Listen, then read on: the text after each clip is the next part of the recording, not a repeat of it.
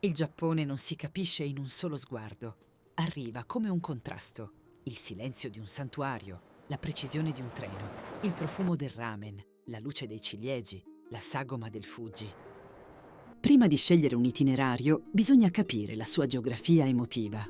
Il Giappone si sviluppa lungo 4 isole principali: Honshu, Hokkaido, Kyushu e Shikoku. La distanza tra nord e sud spiega perché il viaggio cambia completamente con le stagioni. Neve e onsen a Hokkaido, templi e giardini a Kyoto, metropoli e cucina urbana tra Tokyo e Osaka, mare subtropicale a Okinawa. Tokyo è il primo impatto, una città enorme, efficiente, stratificata. A Shibuya e Shinjuku il Giappone sembra proiettato nel futuro. Ad Asakusa, davanti al senso G, il ritmo cambia e torna umano. La forza di Tokyo sta proprio qui. Non chiede di scegliere tra modernità e memoria.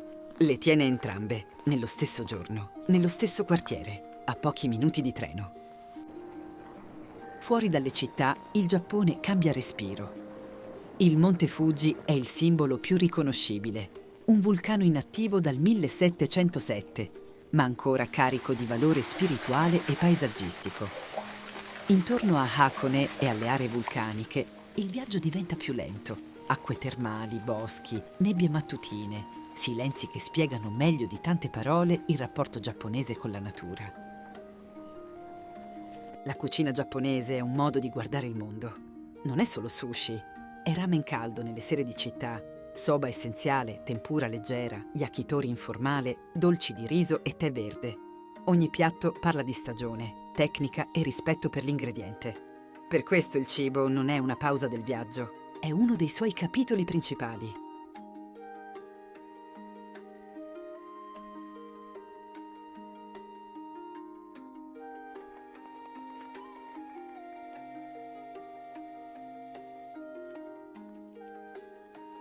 Il momento giusto dipende da cosa volete cercare.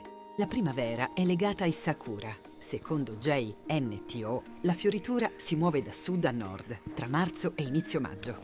L'autunno porta il rosso degli aceri, l'inverno la neve e le terme, l'estate i festival e le montagne. Non esiste un solo Giappone. Ogni stagione ne apre una porta diversa. Per rendere il viaggio memorabile non basta accumulare tappe, serve scegliere esperienze coerenti. Una notte in ryokan, una cerimonia del tè, un laboratorio di artigianato, un tragitto in Shinkansen, una passeggiata nei giardini. Il Giappone è uno dei paesi più semplici da attraversare quando il viaggio è progettato bene. I treni sono centrali, le stazioni sono città nella città e la gestione dei bagagli può fare la differenza.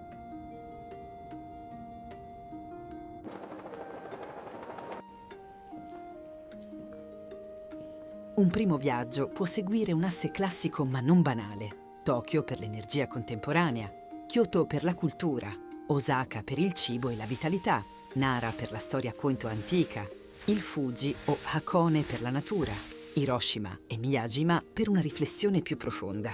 Il segreto è non trasformare il Giappone in una lista. Bisogna dargli tempo.